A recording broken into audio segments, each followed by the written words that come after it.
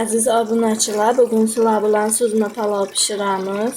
Ina go'shtini qovurib, 1 stakan suv solib, bosib qo'yamiz. 5-10 minut qaynatamiz buni. Ina go'shtimiz ham tayyor bo'lib qolar keldi. Yana 1-2 minut dursa suvi ozayadi. Endi qaynab turgan suvimizga ina burunchni yuvib olib solamiz. 1 qoshiq tuz ham solamiz.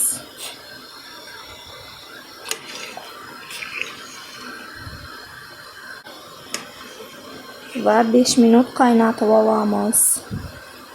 Kovlab turamiz, tagini olmasligi uchun.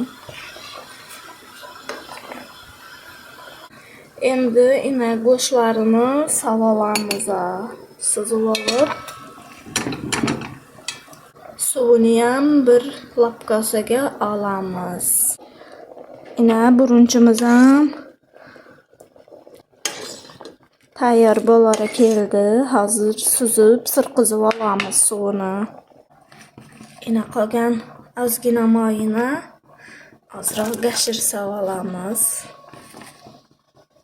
Tagini ina gashir soldik.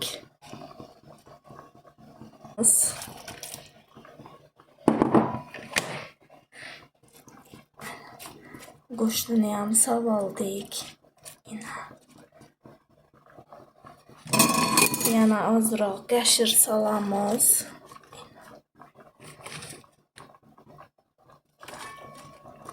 Chesnoginglar bo'lsa, chesnok tabga qarab. Keyin kishmish solamiz. Tabga qarab 2 tur bo'lsa ham bo'ladi. Sari kishmish, qora kishmish solsanglar ham bo'ladi. Keyin qolgan gashirni solamiz. Gashirga tuz solinmagani uchun ozroq tuz ham solamiz. Burunchimizni solib olamiz.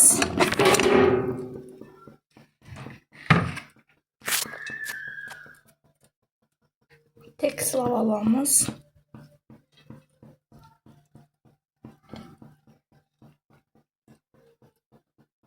Go'shtdan chiqqan suvini solib olamiz.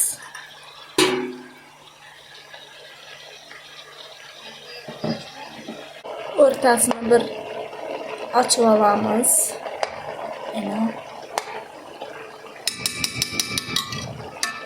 Ochib olib, endi qapqog'ini bezinglar bo'lsa bez bilan, bo'lmasa bir yaxshi toza sochiq bilan shunday etib bosib qo'yamiz damini.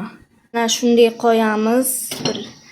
5 minut o'rtacha olovda qo'yamiz. Keyin olovni pasaytiramiz. 25 minut, 20-25 minut daminda turadi. To'g'ri, to'ylarda ko'proq daminda turadi, lekin to'ylarda katta qozon ham ko'p palov uchun, uyda ozroq etganimiz uchun ozroq vaqtda pishadi inshaalloh.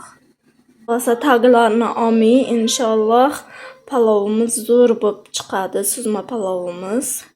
Pishganda ham ochib ko'rsataman. Bismillah.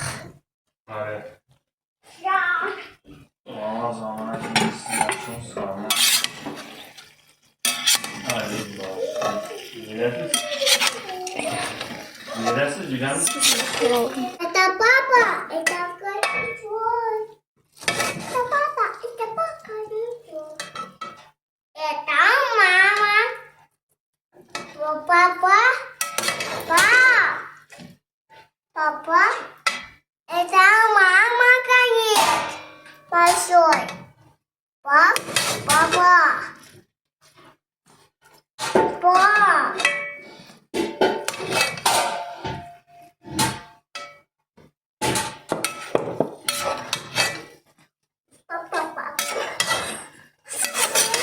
Tagini olmaymış.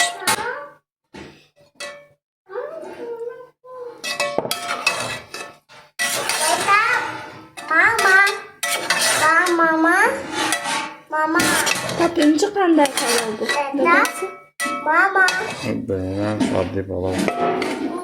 Süzme palov.